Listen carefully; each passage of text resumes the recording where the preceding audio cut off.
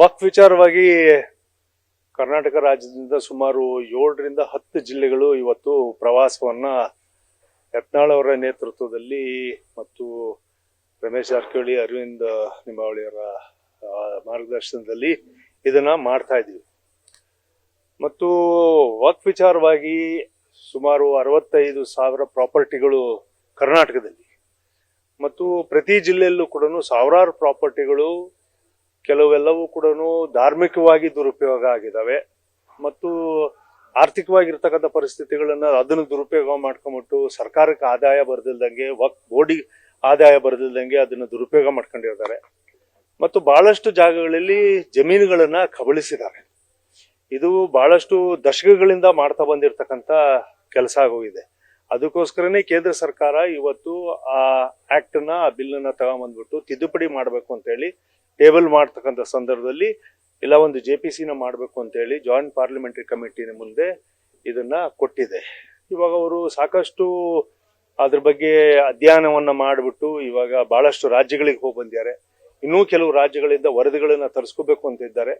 ವಿಶೇಷವಾಗಿ ಕರ್ನಾಟಕದಲ್ಲಿ ಬಸವರಾಜ ಯತ್ನಾಳ್ ಅವರು ಮಾಡಿರ್ತಕ್ಕಂಥ ಒಂದು ಹೋರಾಟದ ಕಿಡಿ ಏನಿತ್ತು, ಅದು ಒಂದು ದೊಡ್ಡ ಜ್ವಾಲೆಯಾಗಿ ಇವತ್ತು ಕರ್ನಾಟಕದಲ್ಲಿ ಮತ್ತು ಇಡೀ ದೇಶದಲ್ಲಿ ಅದು ಒಂದು ದೊಡ್ಡ ಒಂದು ಬದಲಾವಣೆಯನ್ನ ವಕ್ಫ್ ವಿಚಾರವಾಗಿ ತರ್ತಕ್ಕಂಥ ಕೆಲಸ ಆಗಿದೆ. ಈಗಾಗಲೇ ನಾವೇನು 7-8 ಜಿಲ್ಲೆಗಳಲ್ಲಿ ಇವಾಗ ಪ್ರವಾಸ ಮಾಡಿದ್ವಿ.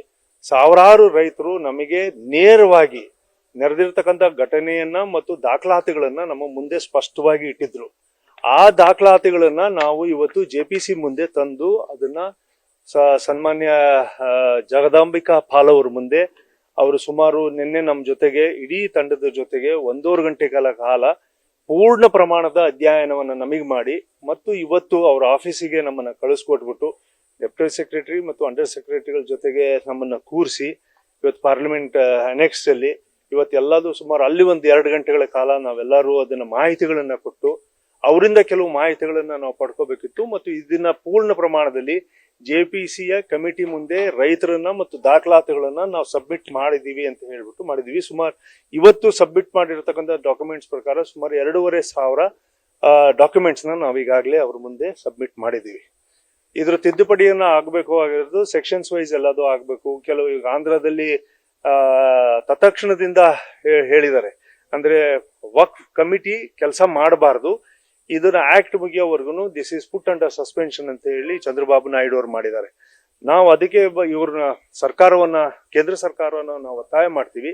ಇವತ್ತು ಕಾನೂನಿನ ಬದಲಾವಣೆ ಆಗ್ತಾ ಇರತಕ್ಕಂಥ ಪರಿಸ್ಥಿತಿ ಇರೋದ್ರಿಂದ ತಕ್ಷಣದಲ್ಲಿ ದೇಶದಾದ್ಯಂತ ವಕ್ಫ್ ಬೋರ್ಡ್ ಅನ್ನ ನಿಲ್ಲಿಸ್ಬಿಟ್ಟು ಆದೇಶ ಮಾಡಿ ಇದರ ಬರೋವರೆಗೂ, ಇದು ನೈಜವಾಗಿರ್ತಕ್ಕಂಥ ಪರಿಸ್ಥಿತಿ ಬರೋವರೆಗೂ ಯಾವುದೇ ಕಾರಣಕ್ಕೂ ಕೂಡ ವಕ್ಫ್ ಆಫೀಸ್ಗಳು ಕೆಲಸ ಮಾಡಬಾರ್ದು. ದಾಖಲಾತಿಗಳನ್ನ ಅಲ್ಲಿರ್ತಕ್ಕಂಥ ದಾಖಲಾತಿಗಳನ್ನ ಬದಲಾವಣೆ ಮಾಡೋದು, ವಕ್ಫ್ ಅಂತ ಹೇಳಿ ರೆವೆನ್ಯೂ ಲ್ಯಾಂಡ್ಗಳನ್ನ ಬದಲಾವಣೆ ಮಾಡೋದು, ಮಾರಾಟ ಮಾಡೋದು, ರೆಂಟಲ್ ಮಾಡೋದು, ಇದು ಯಾವ್ದನ್ನೂ ಕೂಡ ಮಾಡಬಾರ್ದು. ಮತ್ತು 1952ರಿಂದ ವಕ್ಫ್ ಆಕ್ಟ್ ಬಂದಾಗ್ಲಿಂದ ಹಿಡಿದು ಇವತ್ತಿನವರೆಗೂ ಅದಕ್ಕೆ ಎಲ್ಲಾ ರೀತಿಯ ಸೋಷಿಯಲ್ ಆಡಿಟಿಂಗ್ ಆಗ್ಬೇಕು, ಫೈನಾನ್ಷಿಯಲ್ ಆಡಿಟಿಂಗ್ ಆಗ್ಬೇಕು, ಈ ಪ್ರಾಪರ್ಟೀಸ್ ಎಲ್ಲವೂ ಕೂಡ ಫೋಟೋ ಆಡಿಟಿಂಗ್ ಆಗಬೇಕು, ಸಾಮಾಜಿಕವಾಗಿರ್ತಕ್ಕಂಥ ಆಡಿಟಿಂಗ್ ಆಗಬೇಕು ಅಂತ ಹೇಳಿ ಇದನ್ನೆಲ್ಲದನ್ನು ಕೂಡ ನಾವು ಇವತ್ತು JPC ಮುಂದೆ ಇಟ್ಟಿದ್ದೀವಿ.